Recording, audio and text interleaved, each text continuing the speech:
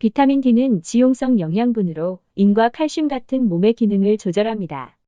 보통 비타민 D는 햇빛을 받으면 자연으로 얻을 수 있습니다. 하지만 외출을 자주 하지 않는다면 비타민 D를 흡수할 수 없는데요.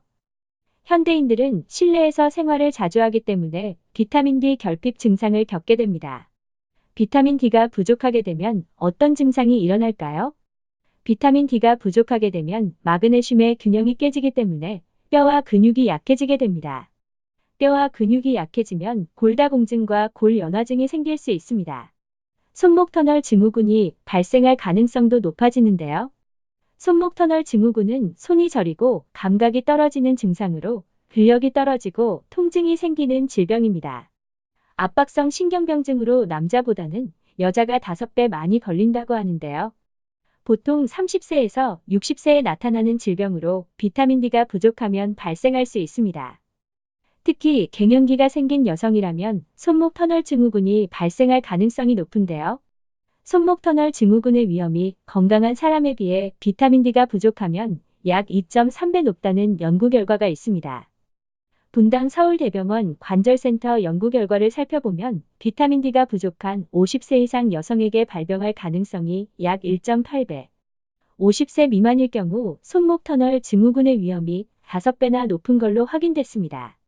어린 나이에 발병될 가능성이 더 높기 때문에 비타민 D가 부족하지 않게 신경 써야 합니다. 예민하고 기분이 수시로 변하게 되면서 우울증 증상이 생길 가능성이 높은데요. 비타민 D 수치가 낮다면 건강한 사람에 비해 우울증의 위험이 11배나 된다는 연구 결과가 있습니다. 비타민 D가 호르몬 분비에 영향을 주는데 부족하게 되면 감정 변화에 문제가 생깁니다. 칼슘이 골격으로 공급하는데 문제가 발생해 뼈가 욱신거리고 통증이 생길 수 있다는 연구 결과가 있는데요. 섬유 근육통이나 만성 피로를 생각하지만 비타민 D 결핍 증상의 하나입니다. 칼슘을 사용하며 흡수할 때 문제가 생기기 때문에 비타민 D가 부족하면 충치가 생길 수 있습니다. 감염되어 염증이 생길 가능성도 높아집니다. 그렇다면 비타민 D는 어떻게 흡수할 수 있을까요?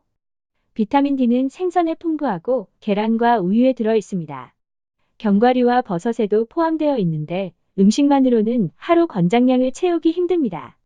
그래서 비타민 D를 음식을 통해 섭취하는 것은 어려운데요. 보통 비타민 D는 햇빛을 받으면 흡수할 수 있습니다. 일주일에 1시간, 2시간 정도 햇빛을 본다면 비타민 D를 충분하게 흡수할 수 있게 되는데요. 실내 생활을 주로 하기 때문에 비타민 D를 흡수하기 어려워져서 결핍이 생깁니다. 외출을 할 수 없다면 비타민 D가 높은 건강기능식품을 섭취해 결핍이 생기지 않도록 해야 합니다.